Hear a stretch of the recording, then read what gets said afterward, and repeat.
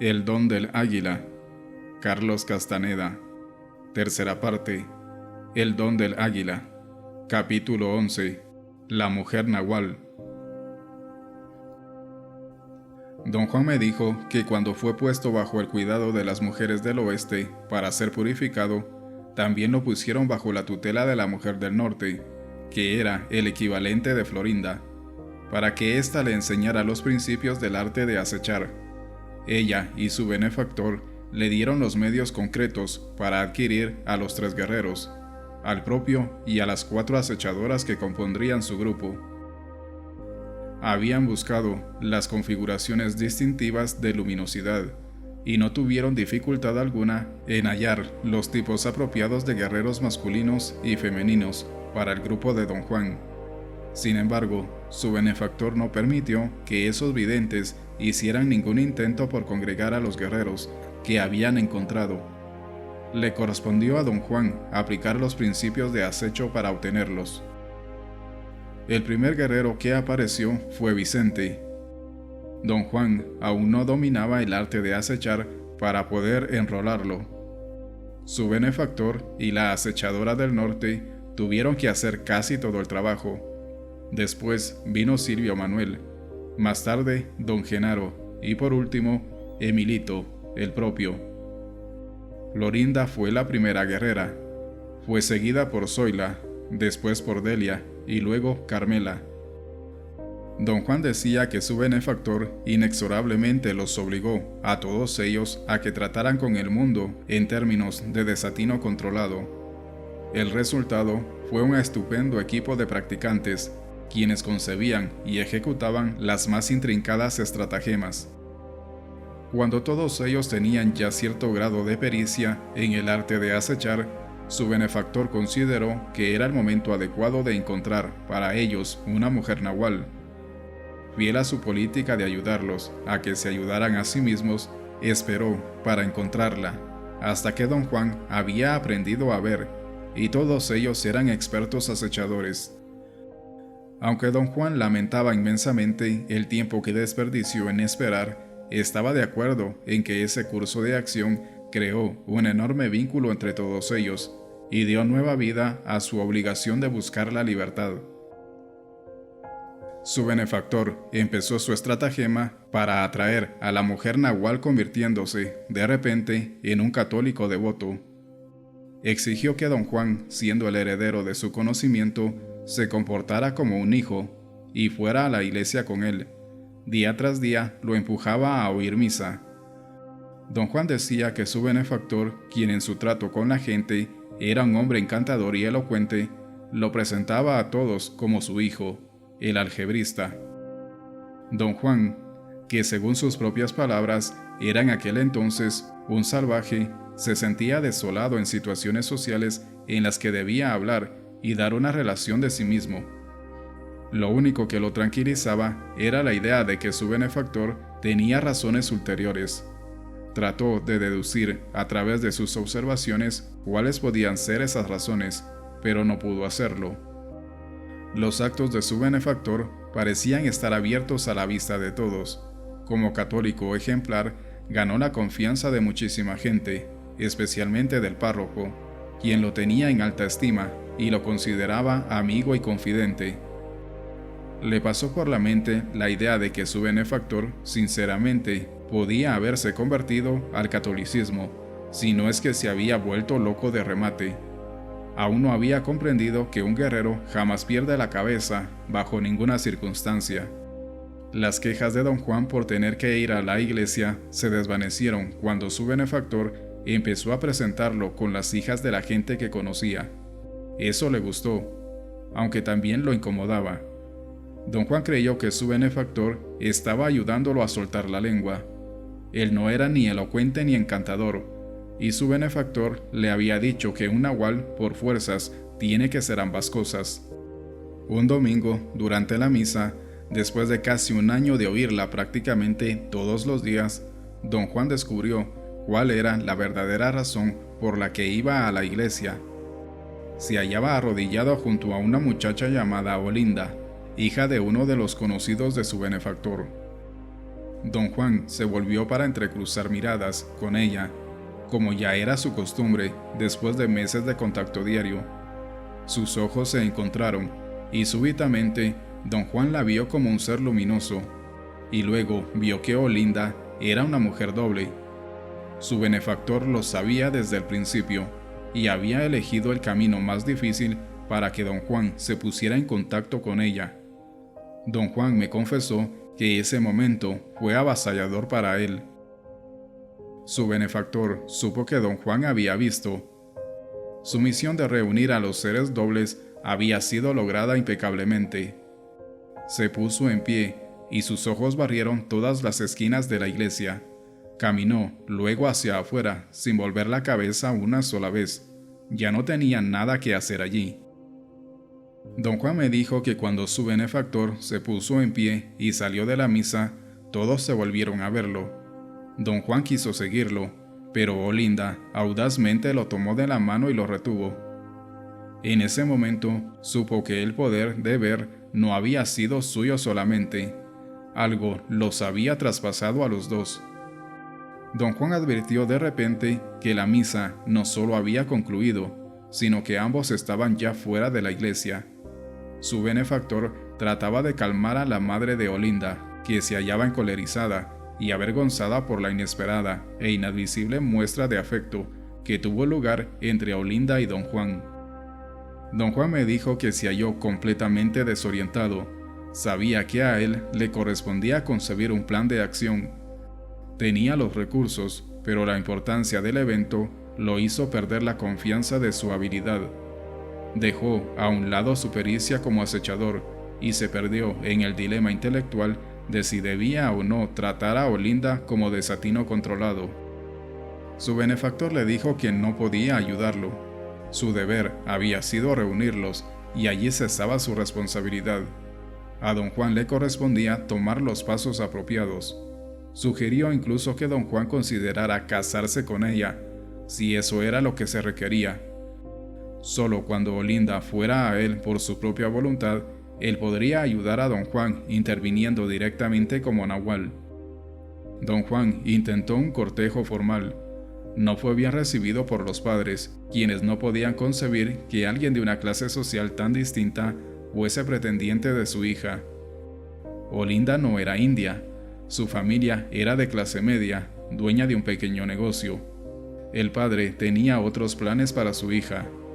Amenazó con enviarla a la capital si don Juan insistía en casarse con ella. Don Juan me dijo que los seres dobles, las mujeres en especial, son extraordinariamente moderados, incluso tímidos. Olinda no era una excepción. Después de la exaltación inicial en la iglesia, fue dominada por la prudencia y después por el miedo. Sus propias reacciones la asustaban. Como maniobra estratégica, su benefactor hizo que don Juan se retirara para dar la idea de que condescendía con él, quien no había aprobado a la muchacha. Esa fue la suposición de todos los que presenciaron el incidente de la iglesia. La gente chismeó que el espectáculo de los dos agarrados de la mano había desagradado tan intensamente al padre de don Juan, un católico tan devoto, que éste ya no volvió más a la iglesia. Su benefactor le dijo a don Juan que un guerrero no puede ser sitiado. Estar bajo sitio implica que uno tiene posesiones personales que defender. Un guerrero no tiene nada en el mundo, salvo su impecabilidad, y la impecabilidad no puede ser sitiada. No obstante, en una batalla de vida o muerte, como era la que don Juan enfrentaba para obtener a la mujer nahual, un guerrero debe de usar estratégicamente todos los medios posibles. Don Juan resolvió, de acuerdo con ello, usar cualquier parte de su conocimiento de acechador que fuera pertinente. Para ese fin, encomendó a Silvio Manuel que usara sus artes de brujo, que aún en aquella época de principiante ya eran formidables, para secuestrar a la muchacha. Silvio Manuel y Genaro, quien era verdaderamente temerario, entraron furtivamente en la casa de la muchacha, disfrazados de lavanderas. Era mediodía y todos en la casa estaban ocupados preparando comida para los parientes y amigos que habían invitado a cenar. Se trataba de una fiesta de despedida para Olinda.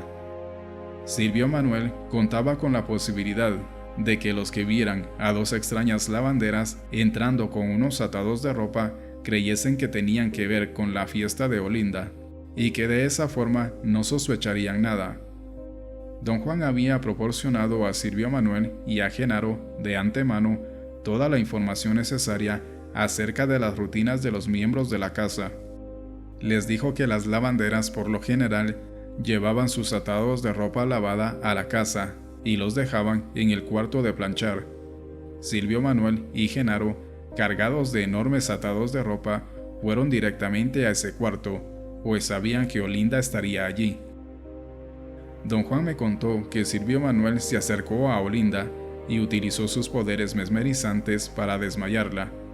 La pusieron dentro de un costal, envolvieron este con sábanas y se fueron, dejando tras de sí los atados que habían llevado. Se toparon con el padre de Olinda en la puerta, y él ni siquiera los miró. Al benefactor de don Juan no le gustó en lo mínimo la maniobra. Ordenó a don Juan que llevase inmediatamente a la muchacha de vuelta a su casa. Era imperativo, dijo, que la mujer doble llegase a la casa del benefactor por su propia voluntad, quizá con la idea de unírseles, sino, cuando menos, porque ellos le interesaban. Don Juan creyó que todo estaba perdido. Las posibilidades de que pudieran regresar a su casa sin que nadie se diera cuenta eran mínimas, pero a Silvio Manuel se le ocurrió una solución. Propuso que las 4 mujeres del grupo de don Juan llevaran a la joven a un camino desierto, donde don Juan la rescataría. Silvio Manuel quería que las mujeres actuaran un drama. En ese drama, ellas eran las que estaban secuestrándola. En algún lugar del camino, alguien las descubría y se lanzaba a la persecución. El perseguidor las alcanzaba y ellas dejaban caer el costal, con la suficiente fuerza para ser convincentes. Por supuesto, el perseguidor sería don Juan, quien milagrosamente había estado en el camino.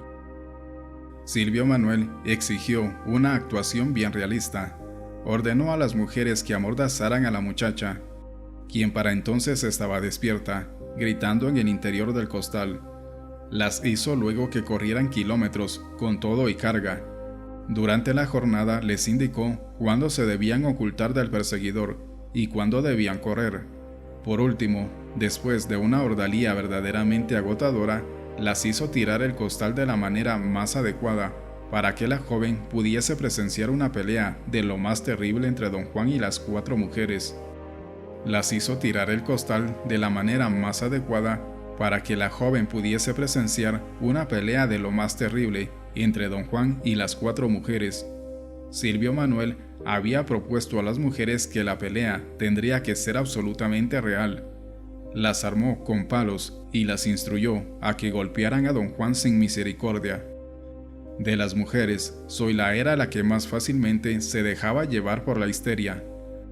Tan pronto como empezaron a aporrear a don Juan, Zoila se dejó poseer por el papel y ofreció una actuación escalofriante. Golpeó tan fuerte a don Juan que le arrancó pedazos de carne de la espalda y de los hombros. Durante un momento pareció que las secuestradoras iban a ganar.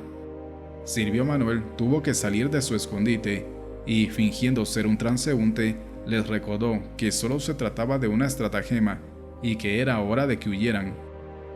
Don Juan se convirtió de esa manera en el salvador y protector de Olinda. Le dijo que él mismo no podría llevarla a casa porque estaba herido, pero que la enviaría de regreso con su piadoso padre. Ella le ayudó a caminar a casa de su benefactor. Don Juan me dijo que no tuvo que fingir estar herido, sangraba profusamente y a duras penas pudo llegar a la puerta. Cuando Olinda le narró a su benefactor lo que había ocurrido, este tuvo que disfrazar de llanto su agonizante deseo de reír. Le vendaron las heridas a don Juan y después se acostó. Olinda empezó a explicarle por qué no podía casarse con él, pero no pudo terminar. El benefactor de don Juan entró al cuarto y le dijo a Olinda que le era evidente, al verla caminar, que las secuestradoras le habían lesionado la espalda. Se ofreció a alinearla antes de que se transformase en algo crítico. Olinda titubeó. El benefactor de don Juan le recordó que las secuestradoras no estaban jugando. Después de todo, casi habían matado a su hijo. Olinda fue al lado del benefactor y permitió que éste le propinara un golpe en el omóplato. Se oyó un chasquido y Olinda entró en un estado de conciencia acrecentada. El benefactor le reveló la regla y, al igual que don Juan, ella la aceptó de lleno. No hubo duda ni titubeos. La mujer nahual y don Juan encontraron plenitud, unidad y silencio en su compañía mutua. Don Juan me dijo que lo que sentían el uno por el otro no tenía nada que ver con el afecto o la necesidad. Era más bien como una sensación física que ambos compartían. La sensación de que una barrera que había existido dentro de cada uno de ellos se había roto y que eran uno y el mismo ser. Don Juan y la mujer nahual, como prescribía la regla, trabajaron años, el uno al lado del otro, para hallar 4 ensoñadoras que vinieron a ser Nélida, Zuleika, Cecilia y Hermelinda, y los 3 propios, Juantuma, Teresa y Marta. Encontrarlos fue en una ocasión en que la naturaleza pragmática de la regla le fue una vez más revelada a don Juan. Todos ellos eran exactamente lo que la regla decía. Su advenimiento produjo un nuevo ciclo para todos, incluyendo al benefactor de don Juan y su grupo. Para don Juan y sus guerreros significó el ciclo de ensoñar, y para su benefactor y su propio significó un periodo de impecabilidad insuperable. Su benefactor explicó a don Juan que cuando él era joven y se le presentó por primera vez la idea de la regla como un instrumento de libertad, quedó exaltado de gozo. Para él, la libertad era una realidad que estaba al alcance de la mano. Cuando llegó a comprender la naturaleza de la regla en calidad de mapa, sus esperanzas y optimismo se doblaron. Más tarde, la sobriedad entró a formar parte de su vida. Mientras más envejecía, menos oportunidad veía de que él y su grupo tuvieran éxito. Finalmente se convenció de que, hicieran lo que hicieran, su tenue conciencia humana jamás llegaría a volar libre. Entró en paz consigo mismo y con su destino, y se resignó al fracaso. Le dijo al águila desde lo más profundo de su ser que estaba contento y orgulloso de haber engrandecido su conciencia. El águila podía disponer de ella. Don Juan me dijo que todos los miembros del grupo de su benefactor compartieron el mismo estado de ánimo. La libertad que la regla proponía era algo que todos consideraban inalcanzable. En el curso de sus vidas habían vislumbrado la fuerza aniquilante que es el águila, y creían que no tenían ninguna posibilidad ante ella. Sin embargo, todos estaban de acuerdo que vivirían sus vidas impecablemente, sin más razón que la impecabilidad misma. Don Juan decía que su benefactor y su grupo, a pesar de saberse inadecuados, o quizá a causa de esto, sí encontraron la libertad. Entraron en la tercera atención, pero no como grupo, sino uno a uno. El hecho de que hallaran el acceso fue la comprobación total de la verdad contenida en la regla. El último en dejar el mundo de la conciencia de todos los días fue su benefactor. Este cumplió con la regla y se llevó consigo a la mujer nahual de don Juan. Cuando los dos se disolvían en la conciencia total, don Juan y todos sus guerreros fueron obligados a explosionar desde dentro de sí mismos. Don Juan no hallaba otra manera de describir la sensación de ser forzado a olvidar todo lo que ellos habían presenciado del mundo de su benefactor. El que nunca olvidó fue Silvio Manuel. Fue él quien impulsó a don Juan en el esfuerzo agotador de volver a reunir a los miembros del grupo, quienes se habían esparcido por todo el país. Después, don Juan los hundió a todos ellos en la tarea de encontrar la totalidad de sí mismos. Les llevó años completar ambas tareas.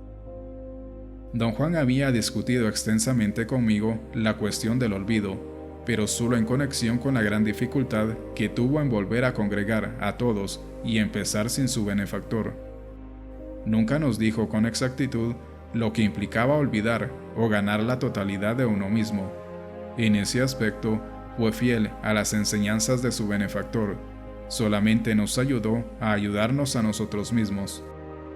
Para esto, Don Juan entrenó a la gorda y a mí a ver juntos y pudo mostrarnos que, aunque los seres humanos aparecen ante los videntes como huevos luminosos, la forma oval es un capullo externo, un cascarón de luminosidad que alberga un núcleo que es a la vez obsesionante y mesmérico, compuesto de círculos concéntricos de luminosidad amarilla, del color de la llama de una vela. Durante nuestra sesión final hizo que viéramos a la gente que se congregaba en las afueras de una iglesia. Ya era tarde, casi había oscurecido, y sin embargo, las criaturas en el interior de sus rígidos capullos luminosos irradiaban suficiente luz como para iluminar claramente todo nuestro entorno. La visión fue maravillosa. Don Juan nos explicó que los cascarones que parecían ser tan brillantes en realidad eran opacos. La luminosidad emanaba del centro brillante. De hecho, el capullo opacaba su resplandor. Don Juan nos reveló que hay que romperlo para liberar a ese ser brillante. El capullo debe de romperse desde el interior en el momento exacto, justo como los pollos que al nacer rompen el cascarón. Si no logran hacerlo, se sofocan y mueren. Al igual que las criaturas que nacen de huevos, un guerrero no puede romper el cascarón de su luminosidad hasta que sea el momento dado. Don Juan nos dijo que perder la forma humana era el único medio de romper ese cascarón. La única manera de liberar ese obsesionante centro luminoso, el centro de la conciencia que viene a ser el alimento del águila.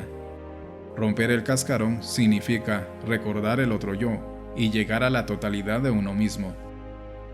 Después que Don Juan y sus guerreros llegaron a la totalidad de sí mismos, encararon su última tarea: encontrar un nuevo par de seres dobles. Don Juan decía que ellos creyeron que esto sería un asunto simple. Todo lo que habían hecho hasta ese entonces les había sido relativamente fácil. No tenían idea de que la aparente facilidad de sus logros como guerreros era consecuencia de la maestría y el poder personal de su benefactor. La búsqueda de un par de seres dobles resultó una tarea sin fruto.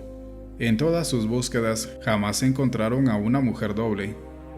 Encontraron varios hombres dobles, pero todos estaban bien situados, atareados, prolíficos y tan satisfechos con sus vidas que habría sido inútil aproximárseles. No necesitaban hallar un propósito en la vida, creían haberlo encontrado ya. Don Juan decía que un día se dio cuenta de que él y su grupo estaban envejeciendo y que no parecía haber esperanzas de llegar a cumplir con su tarea. Esa fue la primera vez que sintieron el aguijonazo de la desesperación y la impotencia. Silvio Manuel insistió en que todos debían resignarse y vivir impecablemente sin esperanzas de encontrar la libertad. A Don Juan le era plausible que esto en verdad pudiese ser la clave de todo. En ese aspecto, se descubrió siguiendo los pasos de su benefactor. Llegó a aceptar que un invencible pesimismo domina al guerrero en cierto punto de su camino, una sensación de derrota, o quizá más exactamente, una sensación de inutilidad, le llega casi sin que se dé cuenta. Don Juan decía que, antes, él se reía de las dudas de su benefactor, y que no podía llegar a creer que éste se preocupara en serio. A pesar de las protestas y las amonestaciones de Silvio Manuel, Don Juan creyó siempre que esta era una gigantesca estratagema destinada a enseñarle algo. Puesto que Don Juan no podía creer que las dudas de su benefactor fuesen reales, tampoco podía creer que fuese genuina la resolución de su benefactor de vivir sin esperanza de libertad. Cuando finalmente comprendió que su benefactor, con toda seriedad, se había resignado a la derrota, también comprendió que la resolución de un guerrero de vivir impecablemente, a pesar de todo, no puede ser concebida como una estrategia para asegurar el triunfo. Don Juan y su grupo se demostraron esta verdad a sí mismos cuando se dieron cuenta cabal de que no tenían ventaja contra las fuerzas de lo desconocido. Don Juan decía que en tales momentos el entrenamiento de toda la vida es lo que sale a mano, y el guerrero entra en un estado de humildad insuperable. Cuando se vuelve innegable la pobreza de los recursos humanos, el guerrero no tiene otra alternativa que retroceder y agachar la cabeza. Don Juan se maravillaba de que dichas circunstancias no parecen tener efecto en las guerreras de un grupo. El desorden las deja imperturbables. Nos dijo que ya había advertido esto en el grupo de su benefactor. Las mujeres nunca se mostraron tan preocupadas ni tan abatidas como los hombres. Parecía que simplemente le llevaban la corriente a su benefactor y lo seguían sin mostrar signos de desgaste emocional. Si estaban de algún modo confundidas, parecían ser indiferentes a esto. Estar atareadas era todo lo que contaba para ellas. Era como si solamente los hombres hubieran hecho una oferta por la libertad y sintieran el impacto de una oferta contraria. Don Juan observó el mismo contraste en su propio grupo. Las mujeres estuvieron inmediatamente de acuerdo cuando él se convenció de que sus recursos eran insuficientes. Don Juan solo pudo concluir que las mujeres, aunque jamás lo decían, nunca habían creído tener recurso alguno.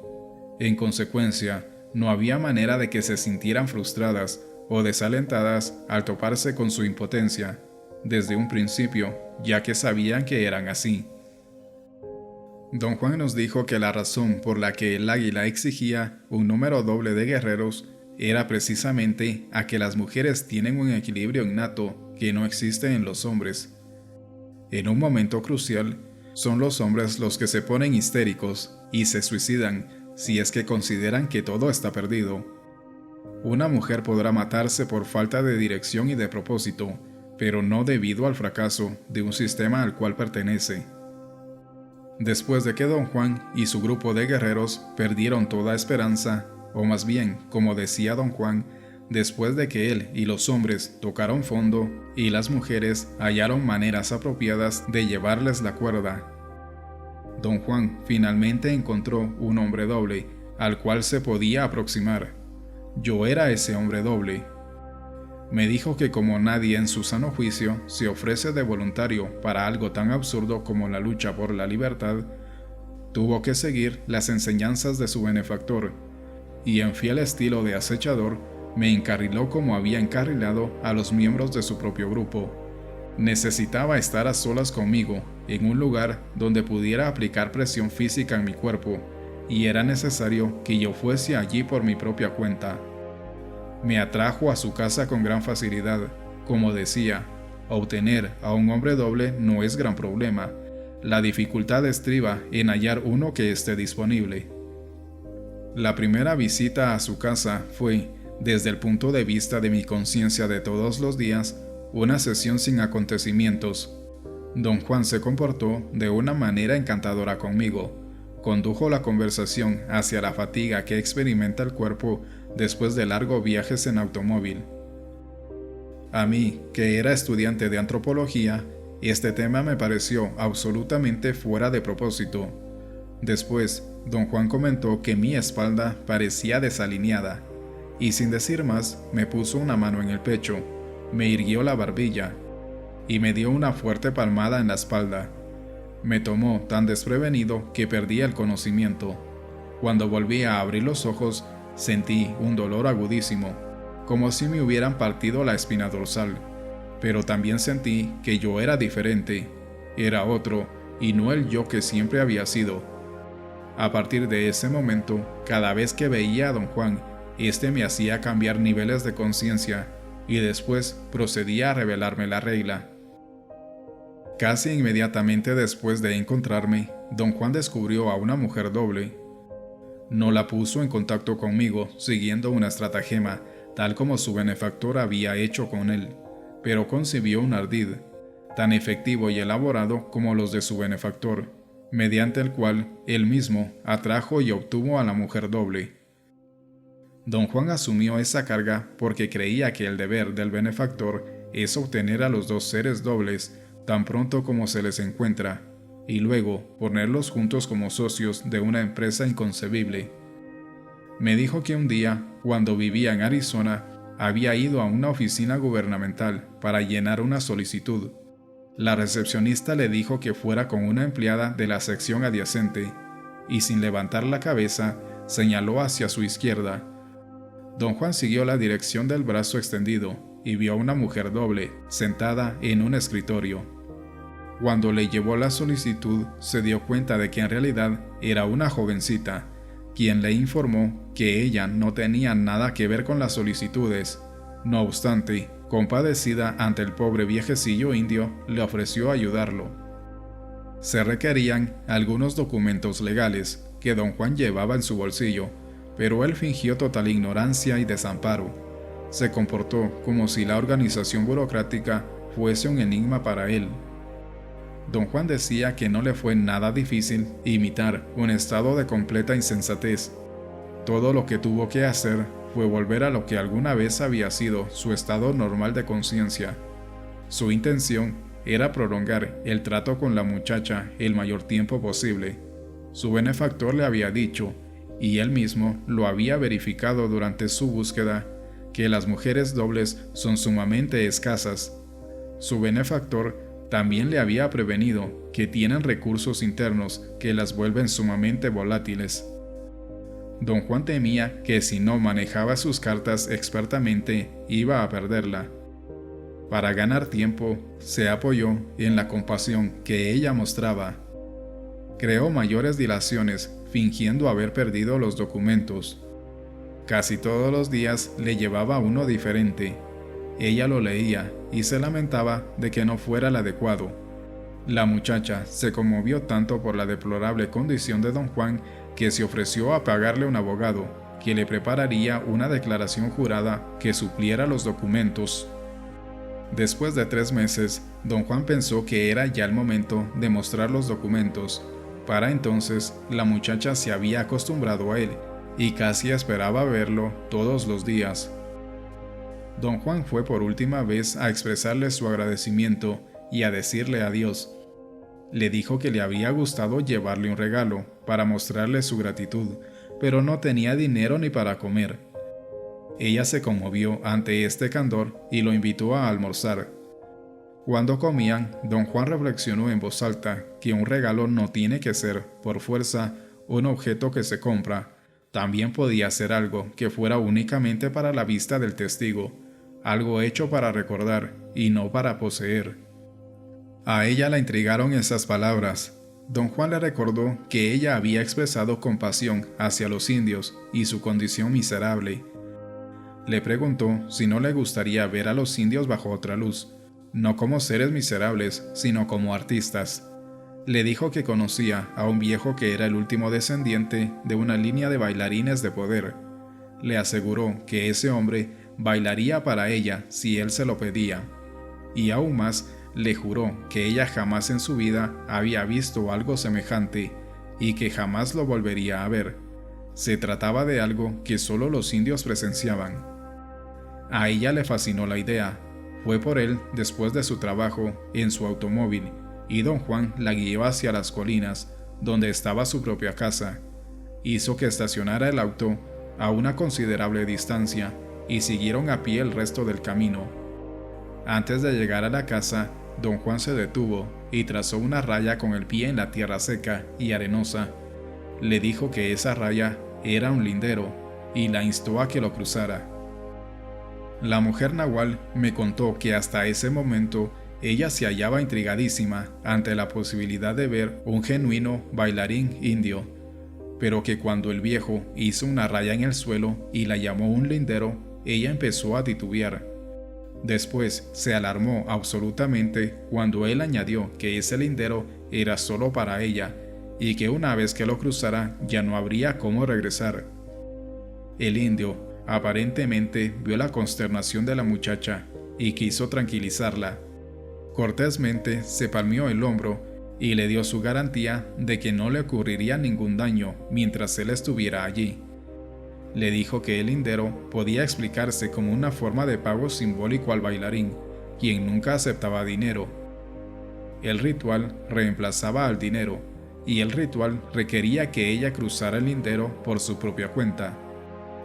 El viejo, al parecer lleno de júbilo, dio un paso por encima de la línea y le dijo que para él todo lo que estaba haciendo eran puras necedades indias, pero que había que seguirle la corriente al bailarín, quien se hallaba mirándolos desde el interior de la casa, si es que ella quería verlo bailar.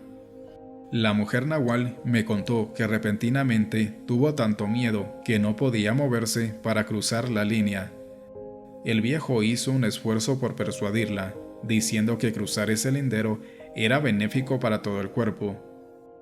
Él, al cruzarlo, no solo se había sentido más joven, sino que en realidad se había vuelto más joven, pues tal era el poder que tenía ese lindero. Para demostrar lo que hacía, volvió a cruzar la raya en retroceso, y en el acto sus hombros se desplomaron. Las esquinas de su boca se inclinaron hacia abajo. Sus ojos perdieron el brillo. A la mujer nahual le era imposible negar las diferencias que generaba el cruce. Don Juan volvió a cruzar la raya por tercera vez. Respiró hondamente, expandiendo el pecho. Se movía con energía y seguridad. La mujer nahual dijo que le pasó por la mente la idea de que si Don Juan se sentía tan joven, hasta le llegaría a hacer proposiciones sexuales. Su automóvil se hallaba demasiado lejos para correr a él. Lo único que le quedaba era decirse a sí misma que era estúpido tenerle miedo a ese viejecillo. Después, el viejo trató de hacerle ver el chiste que todo aquello tenía. En un tono de conspirador, como si renuentemente le revelara un secreto, le dijo que solamente se hallaba fingiendo ser más joven para satisfacer al bailarín, y que si ella no lo ayudaba cruzando la raya, se iba a desmayar en cualquier momento, debido al esfuerzo de caminar con la espalda derecha. Volvió a cruzar de un lado al otro de la línea para mostrarle el inmenso esfuerzo que implicaba su pantomima. La mujer nahual me dijo que los ojos suplicantes de Don Juan revelaban los dolores que su cuerpo estaban pasando al fingir juventud. Cruzó la línea para ayudarlo y para terminar el espectáculo. Quería irse a casa. En el momento en que cruzó la línea, Don Juan dio un salto prodigioso y planeó por encima del techo de la casa. La mujer nahual me dijo que Don Juan voló como si fuera un inmenso boomerang. Cuando aterrizó a su lado, ella se cayó de espaldas. Su espanto era el más grande que había experimentado en su vida, pero lo mismo ocurría con su emoción de haber presenciado semejante maravilla. Sus sentimientos eran tan confusos que ni siquiera le preguntó cómo había llevado a cabo esa extraordinaria proeza. Quería regresar corriendo a su auto e irse a su casa. El viejo la ayudó a incorporarse y se disculpó por haberla engatusado. Le dijo que él en realidad era el bailarín, y su vuelo por encima de la casa había sido su baile. Le preguntó si se había fijado en la dirección del vuelo. La mujer nahual hizo un círculo con su mano de derecha a izquierda. Don Juan le palmeó la cabeza paternalmente y dijo que había sido muy propicio que ella hubiese estado atenta. Después añadió que quizá ella se había lastimado al caer y que de ninguna manera podía dejarla ir sin asegurarse de que estaba bien. Sin más ni más, Don Juan le irguió los hombros y le alzó la barbilla como si la dirigiera a que estirara la espina dorsal. Después le dio un fuerte golpe entre los omóplatos y literalmente le sacó todo el aire de los pulmones. Durante unos instantes ella no pudo respirar y se desmayó. Cuando volvió en sí, se hallaba dentro de la casa. Su nariz sangraba, sus oídos zumbaban, su respiración estaba acelerada y no podía enfocar la vista. Don Juan le indicó que hiciera inhalaciones profundas mientras contaba hasta 8. Mientras más respiraba, más se aclaraba todo. Me contó ella que en un momento dado, el cuarto se volvió incandescente. Todo destellaba con una luz ámbar. Quedó estupefacta y ya no pudo seguir respirando profundamente. Para entonces, la luz ámbar era tan densa que parecía neblina. Después, la neblina se convirtió en telarañas de color ámbar. Por último, se disipó, pero el mundo continuó uniformemente ámbar durante un largo rato. Don Juan le empezó a hablar, la condujo afuera de la casa y le mostró que el mundo se hallaba dividido en dos mitades. La parte izquierda se hallaba clara, pero la derecha estaba velada por una niebla amarilla. Le dijo que es monstruoso pensar que el mundo es comprensible o que nosotros mismos somos comprensibles. Le dijo que lo que se encontraba percibiendo era un enigma, un misterio que solo se puede aceptar con asombro y humildad. Después le reveló la regla. Su claridad mental era tan intensa que ella comprendió todo lo que él le decía. La regla le pareció apropiada y evidente. Don Juan le explicó que los dos lados de un ser humano están totalmente separados y que se requiere una gran disciplina y determinación para romper ese sello e ir de un lado a otro. Los seres dobles tienen una gran ventaja. La condición de ser doble les permite un movimiento relativamente fácil entre los compartimientos del lado derecho. La gran desventaja de los seres dobles consiste en que por virtud de tener dos compartimientos son sedentarios, conservadores, temerosos del cambio. Don Juan le dijo que su intención había sido desplazarla del comportamiento del extremo derecho a su más lúcido y definido lado derecho-izquierdo, pero en vez de eso, a causa de un giro inexplicable, el golpe la había enviado a través de toda su doblez, de la extrema derecha cotidiana a la extrema izquierda. 4 veces la golpeó en los omóplatos a fin de reubicarla en el estado normal de conciencia, pero sin éxito. Los golpes la ayudaron, sin embargo, a hacer que su percepción de la pared de niebla obedeciera a su voluntad. Aunque no había sido su intención, Don Juan había estado en lo cierto al decir que cruzar la línea era un viaje sin retorno. Una vez que ella lo cruzó, al igual que Silvio Manuel, ya nunca regresó. Cuando Don Juan nos puso cara a cara a la mujer nahual y a mí, ninguno de los dos sabía nada de la existencia del otro, y sin embargo, al instante sentimos una intensa familiaridad. Don Juan sabía, a través de su propia experiencia, que el alivio que los seres dobles experimentan el uno en el otro es indescriptible